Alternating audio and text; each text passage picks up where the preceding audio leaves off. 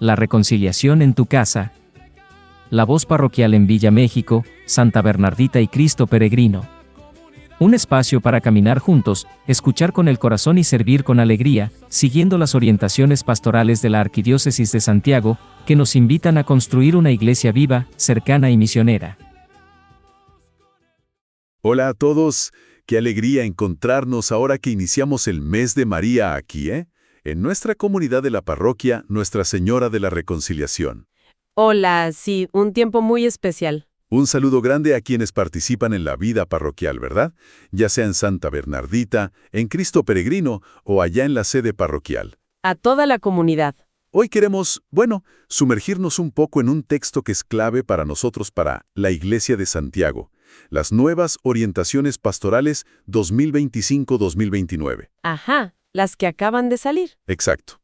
Y vamos a mirar específicamente cómo se presenta ahí la figura de la Virgen María. Un tema muy ad hoc para este mes. Totalmente.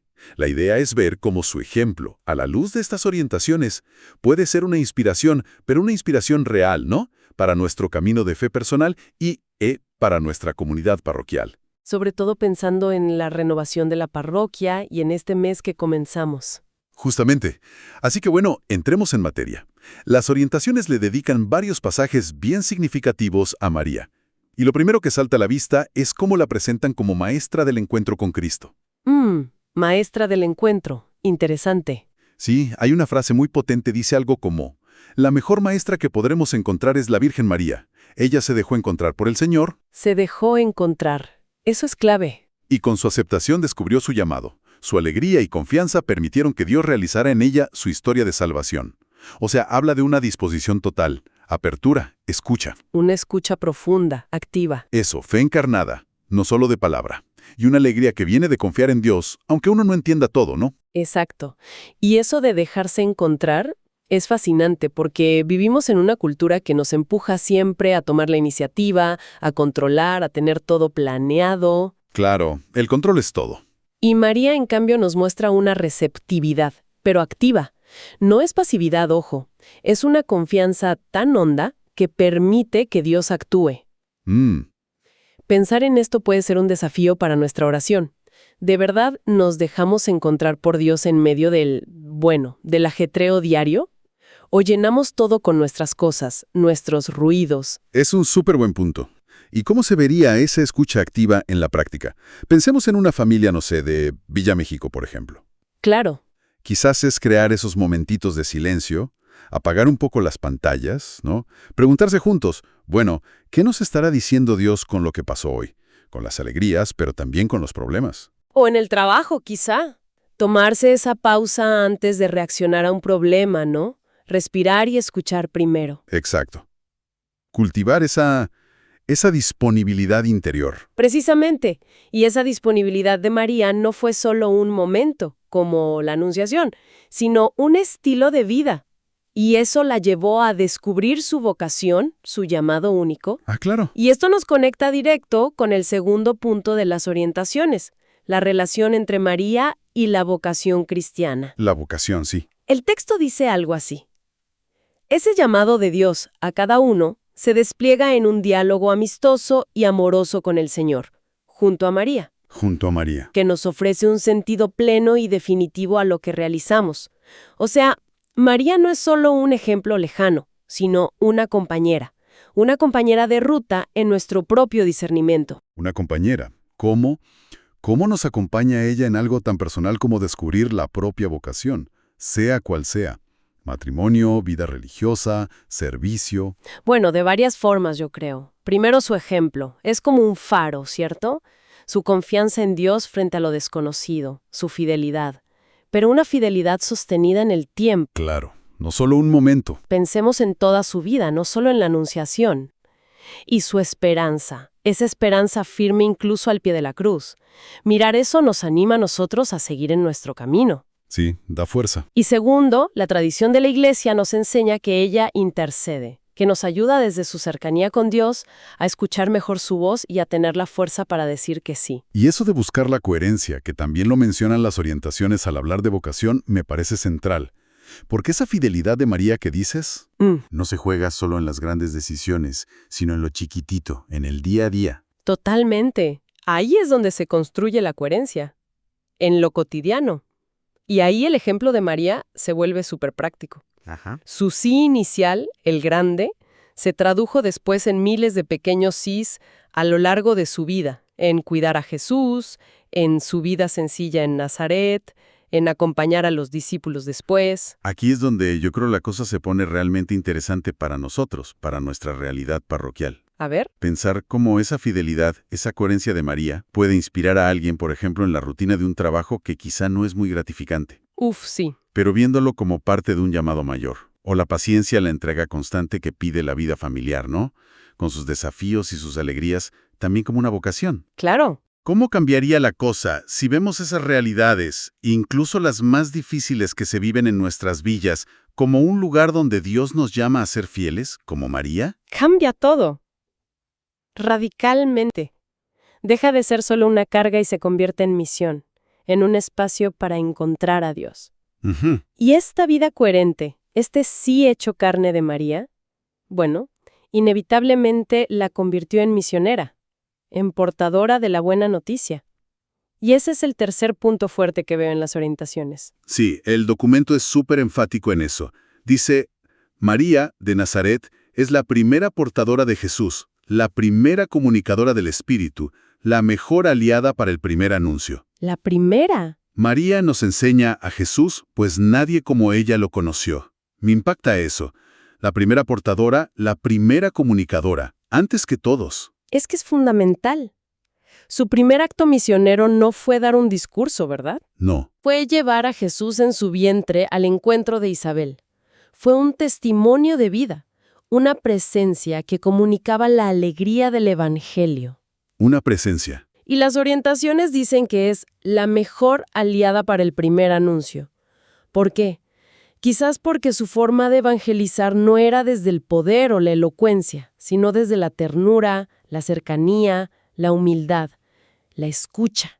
Un modelo muy necesario hoy. Muy necesario. A veces uno piensa que evangelizar es solo para los expertos, o que necesita tremendos eventos. Pero si María es la primera, ¿cómo podemos ser nosotros portadores de Jesús en lo simple, en lo de todos los días? Claro, si conectamos esto con nuestra vida, el cómo es lo crucial. Implica preguntarnos, ¿nuestra presencia lleva a algo de Jesús? Se nota en cómo tratamos al vecino, quizás ese vecino difícil allá en Saror. Sí. Se nota en una palabra de ánimo a un compañero de trabajo que lo está pasando mal, en la honestidad con que hacemos la pega, en la paciencia en la micro o en el taco. Claro, no es tanto hablar de Jesús, sino mostrar a Jesús con la vida. Ser testigos creíbles, como ella. Exacto. Una forma de evangelizar que quizás convence más que 1000 argumentos. Sí, totalmente. Y esta forma de ser y actuar de María tiene también una dimensión comunitaria muy fuerte. El cuarto punto que destacan las orientaciones es justamente su rol en el camino sinodal de la Iglesia. Ah, la sinodalidad. El texto nos invita. Caminemos y aprendamos de María, que transformó cada uno de sus viajes y vínculos en encuentros profundos, éxodos transformadores y sínodos que marcaron rumbo. Es una imagen potente, María como modelo de sinodalidad vivida. Sínodos que marcaron rumbo. ¿A qué se refiere eso en la vida de María? Suena grande. Pensemos en momentos clave. Su visita a Isabel. No fue solo una visita familiar, ¿cierto? Fue un encuentro profundo donde dos mujeres compartieron su fe, alabaron a Dios juntas, reconocieron al Espíritu actuando. Eso es sinodalidad pura. Ah, claro. Mirado así. La huida a Egipto. Un éxodo forzado, doloroso, pero transformador. Implicó confianza total en Dios y adaptación como familia, como pequeña comunidad. Y su presencia en Pentecostés, silenciosa pero fundamental. Ahí, en medio de los apóstoles reunidos, esperando y recibiendo el Espíritu. El nacimiento de la Iglesia como comunidad. Exacto, como comunidad sinodal. Y ella está ahí, en el centro, como madre y modelo. Entonces, María nos enseña a caminar juntos, a escucharnos, a discernir en comunidad. Justamente. Ella es presentada como ícono de una iglesia que peregrina unida, que valora las distintas voces, que dialoga para buscar la voluntad de Dios y que se deja transformar por el Espíritu. Es una figura clave para la renovación que busca la iglesia hoy, también aquí en Santiago. Y esto nos interpela directamente como parroquia Nuestra Señora de la Reconciliación, ¿no? Directamente. ¿Cómo estamos viviendo ese caminar juntos, entre Santa Bernardita, Cristo Peregrino, la sede? ¿Nos escuchamos de verdad en las asambleas, en los consejos, en los grupos? ¿O cada uno funciona medio por su lado a veces? Son preguntas cruciales. La sinodalidad no es solo un concepto bonito, ¿eh? Es una práctica concreta. Implica crear espacios reales de diálogo, valorar los carismas de todos, buscar consensos en oración. Y tener esa apertura para aprender unos de otros. Eso. Como seguro María aprendió de Isabel, de José, de los pastores, de los magos. Y esa escucha, ese caminar juntos, no puede quedarse solo puertas adentro. Y eso nos lleva al quinto aspecto, la presencia activa de María en medio del mundo, en la ciudad. El último punto clave, sí. Las orientaciones lo dicen así. En ese camino de seguir a Jesús, María nos enseña a mantener vivas las actitudes de atención, de servicio, de entrega y de gratuidad que deben distinguir a los discípulos de su Hijo. O sea, una fe con los pies bien puestos en la tierra. Así es. María no vivió en una burbuja. Estuvo atenta a las necesidades concretas. Pensemos en las bodas de Caná. El ejemplo clásico. Y su Magnificat. Es un canto súper conectado con la realidad social, con la justicia de Dios. Ella es modelo de una fe encarnada, que se traduce en presencia misericordiosa, activa, especialmente con los que sufren o los que quedan al margen. Y de nuevo la pregunta del millón.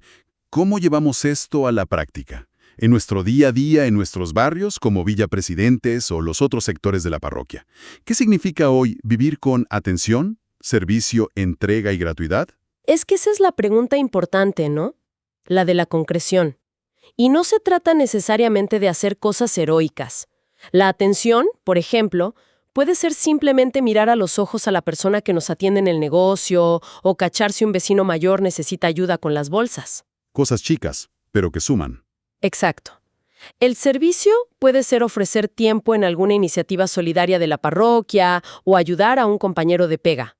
La entrega, bueno, se vive en la fidelidad a los compromisos, aunque cuesten. La fidelidad cotidiana. Y la gratuidad. Eso es hacer el bien sin esperar nada a cambio. Sonreír, ser amable aunque uno esté cansado. Pequeños gestos. Son gestos pequeños, sí, pero que sumados pueden ir cambiando nuestro entorno, haciéndolo más humano, más parecido al reino que Jesús anunció y que María vivió. Como pequeñas luces que prendemos en la ciudad. Exactamente.